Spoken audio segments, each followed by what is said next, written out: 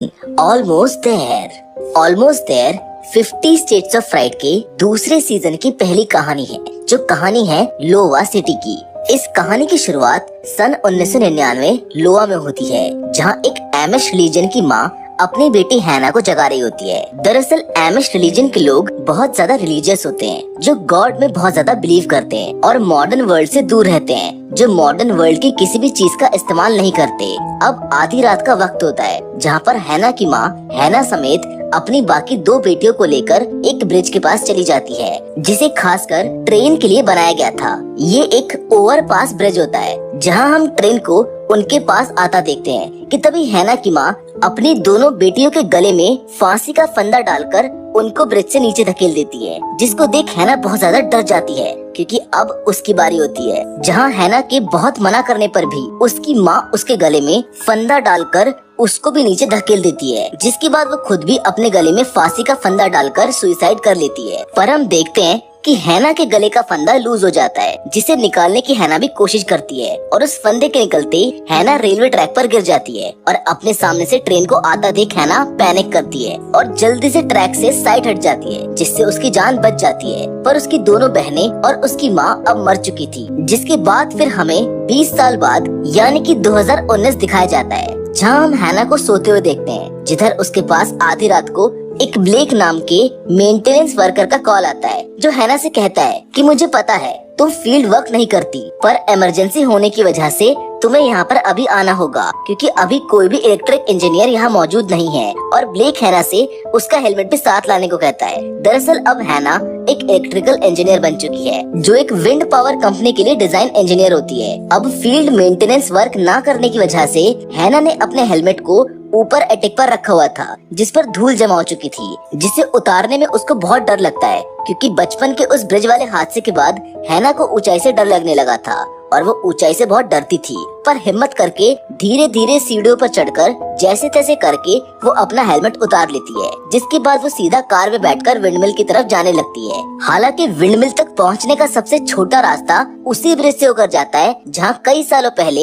हैना की मॉम और उसकी बहनों ने सुसाइड करा था। पर हैना की उस रास्ते से जाने की हिम्मत नहीं होती, क्योंकि रात के वक्त उस ब्रिज से कोई नहीं जाता, क्योंकि हैना की मॉम की डेथ के बाद से ही वो ब्रिज हॉन्टेड हो गया था। इसीलिए हैना दूसरे रास्ते से जाती है और विंडमिल तक पहुंच जाती है, जहां वो ब्लेक से मिलती है, जो उसका इंतजार कर रहा होता है। ब्लेक हैना को बताता है कि विंड पावर मिल में टरबाइन खराब हो चुका है, जो काम नहीं कर रहा। साथ ही बैकअप टीम को आने में भी 2 से 3 घंटे लगेंगे और हमारे सामने 3 मेन प्रॉब्लम है। पहली प्रॉब्लम, टरबाइन का एनीमोमीटर काम नहीं कर रहा। दूसरी प्रॉब्लम, विंड स्पीड रीडिंग गलत है। और तीसरी प्रॉब्लम, ब्लेड्स का अलाइनमेंट भी गलत है। जिसमें से सबसे बड़ी प्रॉब्लम ये है कि अगले 2 घंटों के अंदर एक बहुत तेज तूफान आने वाला है और हवाएं बहुत तेज होंगी, और अगर हमने जल्दी इस टरबाइन को बंद नहीं किया तो ये स्टॉर्म की वजह से ब्लास्ट हो जाएगा। इसके चिथड़े उड़ जाएंगे, जिसके टुकड़े 5 किलोमीटर दूर तक जाकर गिरेंगे। ये सब बताने के बाद ब्लेक ऊपर की तरफ फिंगर पॉइंट करके हैना से ये कहता है कि हमें इसे ठीक करने के लिए ऊपर चढ़ना होगा,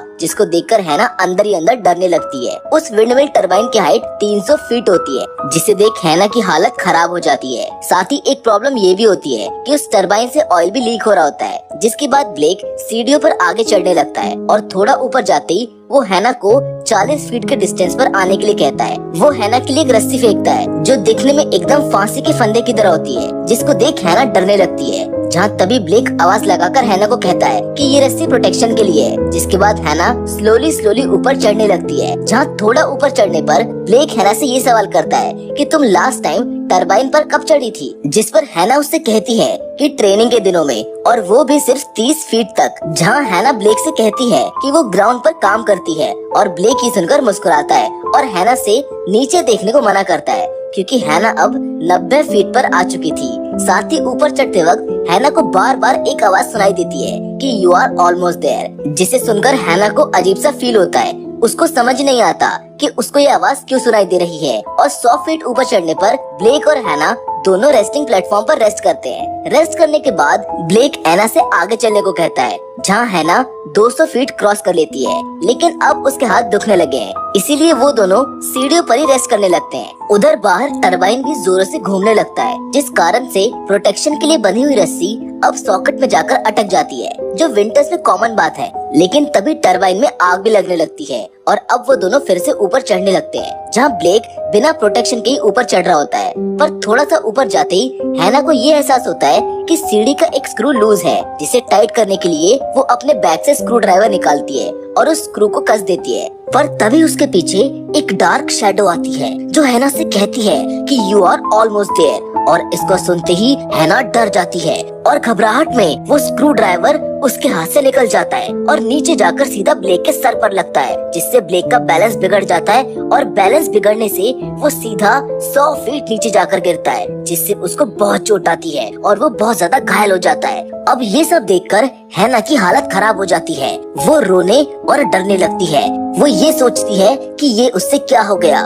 वो ब्लेक को चेक करने के लिए नीचे आने लगती है, पर ब्लेक उसको नीचे आने से मना करके ये कहता है कि तुम मेरी फिक्र मत करो और ऊपर जाओ, सिस्टम को रिबूट करो, क्योंकि समय बहुत कम है। क्योंकि अगर तुमने समय पर ऐसा नहीं किया तो टरबाइन के टुकड़े हो जाएंगे। जिसके बाद हैना वैसा ही करती है और ऊपर जाने लगती है, जिधर अब वो 250 फीट ऊपर पहुंच जाती है, जहां पहुंचने पर विंड की स्पीड तेज होने की वजह से टरबाइन जोरों से हिलने लगता है। जिसके बाद फिर हैना और ऊपर जाने लगती है, जहां थोड़ा ऊपर जाने पर टरबाइन की लाइट चली जाती है और वहां पर अंधेरा हो जाता है। पर तभी ब्लेक हैना को आवाज लगाकर कहता है कि अपने हेलमेट पे लगी लाइट को ऑन कर लो। और जैसे ही हैना हेलमेट में लगी लाइट को ऑन करती है तो उसके ऊपर कुछ लिक्विड सी चीज गिरती है, जो दरअसल में खून होता है। और जैसे ही हैना ऊपर देखती है, उसे वहाँ पर अपनी माँ का भूत दिखाई देता है, जो उससे हेलो कहता है। और उसको देख हैना इतनी ज्यादा डर जाती है कि वो गलती से सीढ़ी को छोड़ देती है, पर रस्सी की वजह से वो नीचे गिरने से बच जाती है। अब वो जैसे तैसे करके खुद को संभाल कर ऊपर जाने लगती है, जहाँ उसे ऊपर से अपनी ओर ट्रेन आती हुई दिखाई देती है, जिसको देख उसे अपना पास्ट का सीन याद आने लगता है। और उसके पास आते ही वो इतनी ज्यादा डर जाती है कि वो डर के मारे अपनी आंखें बंद कर लेती है। पर बाद में पता चलता है कि वो सिर्फ इमरजेंसी लैंप होता है, जो नीचे गिर रहा होता है। जिसके बाद फिर हैना 50 फीट और ऊपर चढ़कर केबिन जनरेटर में पहुंच जाती है, जहां पहुंचकर वो वहां लगी आग को फायर एक्सटिंग्विशर से बुझाती है। लेकिन प्रोग्राम को रिबूट करते ही जैसे ही हैना इमरजेंसी ब्रेक लगाने वाली होती है कि तभी हैना की माँ का घोस्ट वहाँ पर आ जाता है, जो इस बार उस पर हमला कर देता है। वो हैना के गले में रस्सी का फंदा डालकर नीचे खींचने की कोशिश करती है, पर हैना अब इन हालातों से लड़ना सीख चुकी थी। वो अपने डर को भुलाकर खुद को मजबूत करती है और अपने गले से फंदे को निकालकर ब्रेक्स लगा देती है, जिससे वहाँ की सभी इमरजेंसी लाइट्स ऑन हो जाती हैं। जिसके बाद वो वहाँ मौजूद सभी प्रोग्राम्स को ठीक कर देती है। जिसके बाद वो ऊपर लगे हुए पैनल को खोलकर ताजी हवा भी लेती है। हैना को देखकर अब साफ पता चल रहा होता है कि वो अपने डर पर काबू पा चुकी है। साथ ही इतना ऊपर होने के बाद भी अब उसको बिल्कुल भी डर नहीं लग रहा होता है। उसका कॉन्फिडेंस लेवल अब पूरी तरह से हाई हो चुका था। जिसके कुछ देर बाद वो नीचे आकर ब्लेक से मिलती है, जिधर ब्लेक को हॉस्पिटल ले जाया जा रहा होता है और वो हैना से इस काम को करने के लिए शुक्रिया अदा करता है और साथ ही उसे ग्राउंड पर ही काम करने के लिए कहता है। जिसके बाद हम देखते हैं कि हैना घर उसी ब्रिज वाले रास्ते से जा रही होती है, क्योंकि अब उसने अपने डर पर काबू पाना सीख लिया है और वो पास्ट की बुरी मेमोरी से भी अब मूव ऑन कर चुकी है। पर उसी ब्रिज पर जाते ही हैना की माँ का भूत एक बार फिर से हैना को आकर डराने लगता है। वो कार में ही उस पर हमला कर देती है, जिससे हैना की कार का बैलेंस बिगड़ जाता है, पर उसकी कार ब्रिज से नीचे गिरने से बच जाती है। हैना को बहुत चोट आती है, पर फिर भी हैना हिम्मत से काम लेती है और बिना डरे उस घोस्ट का सामना करती है।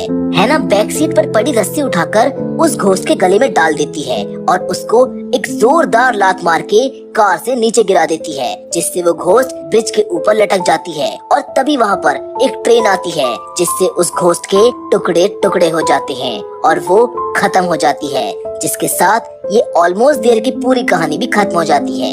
हम उम्मीद करते हैं कि आपको ये कहानी पसंद आई होगी। वेल, ये तो अभी सीजन 2 की शुरुआत है। इसकी और इंटरेस्टिंग कहानियां तो अभी आनी बाकी हैं। पर अगर आप उन वीडियोस को एंजॉय करना चाहते हैं तो प्लीज इस वीडियो को ज्यादा से ज्यादा लाइक और शेयर जरूर करें। बाकी आज की वीडियो में तो बस इतना ही, लेकिन हम फिर से जरूर मिलेंगे एक और नई इंटरेस्टिंग कहानी के साथ।